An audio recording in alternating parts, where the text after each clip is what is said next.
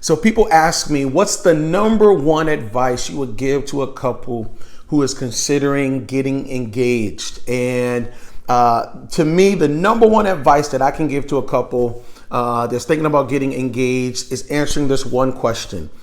Is this person submitted to someone else?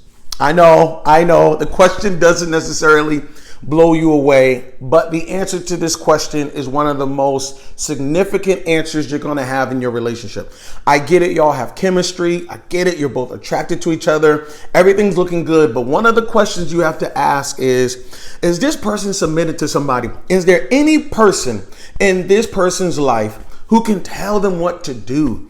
Who can get them to make a decision that they otherwise would not have made on their own? So I say this to women all the time. Women say, oh, I love him. He's so incredible. He's so great.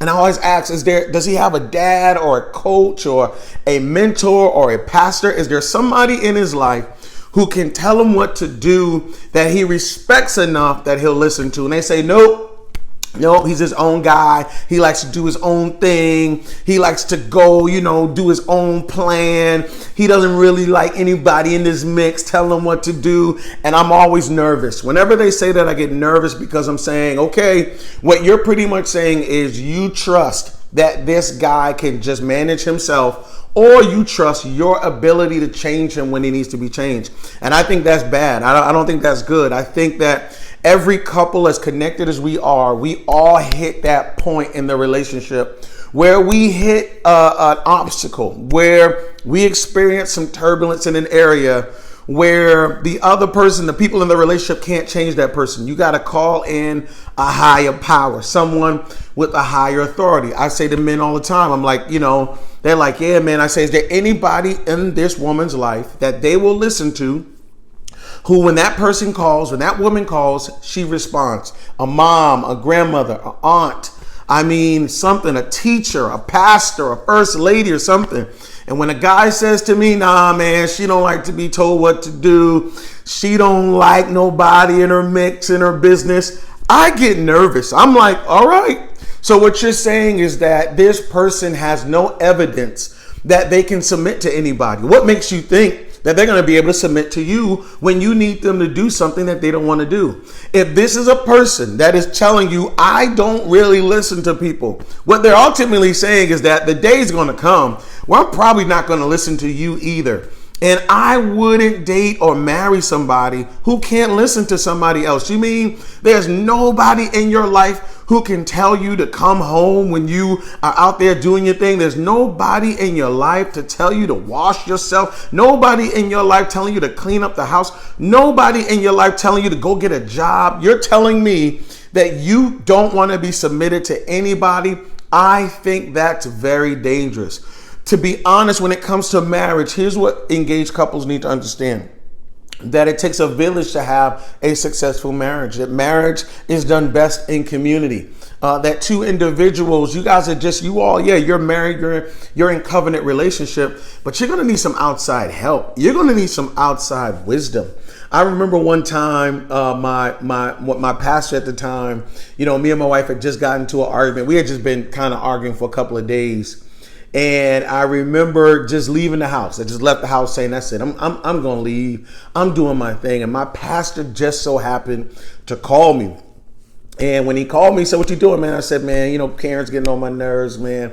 We getting on this. We fighting over this thing. And man, I'm just out, man. I'm done. And he said, are you serious? I said, yeah, man. She don't know who she's dealing with. She don't know who I am. She don't respect me. And I'm just going on and on and on. And then he stopped me and said, hey, are you done? I said, yes. He said, okay, let me just say this. Number one, you're an idiot. That's what he said, literally. You're an idiot. Then he said, number two, I want you to go to the store right now, and I want you to go get some flowers, and I want you to go home and apologize to your wife. I said, excuse me, what'd you say? He said, you heard what I said. I need you to go to the store right now, get some flowers, and I need you to go home, and I need you to give your wife those flowers and apologize to your wife. He said, Brian, you're an idiot. You're wrong. She's right. And for whatever reason, me and my wife have been going back and forth on this thing. But when he said it, I respected him so much. his authority, his voice, his influence in my life was so impactful that it made me say, you know what, even though I don't want to, because you asked me to, and because you kind of told me to, I'm going to go ahead and go get some flowers. And that's what I did. I went to the store, got some flowers, went home, apologized to my wife, and we were all good. It wasn't that I didn't respect my wife. I love my wife. I respect my wife. But at the time, I couldn't hear her.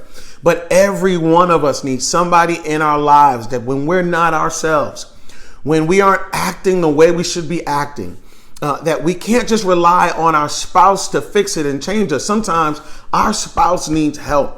Our spouse needs somebody they can call. Our spouse needs to know that they can call a pastor, and the pastor will call the spouse, and the spouse will change.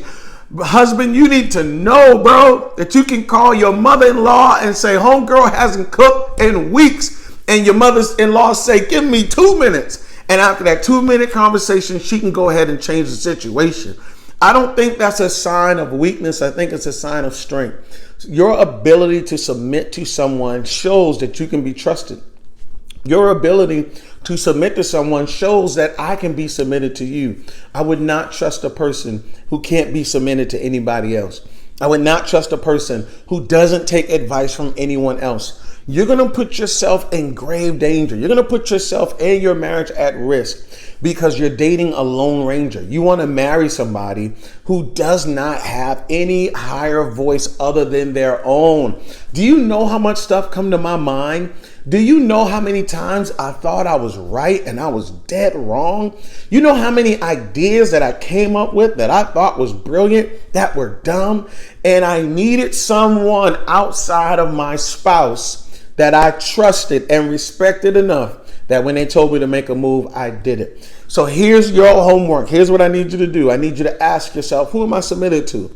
And I need you to ask the person you're going to get engaged to, or that you're engaged to, or even if you're married. At this point, we need to say, hey, who can we call in? Who is it that we can bring into this scenario that we agree on? When this person speaks, we listen.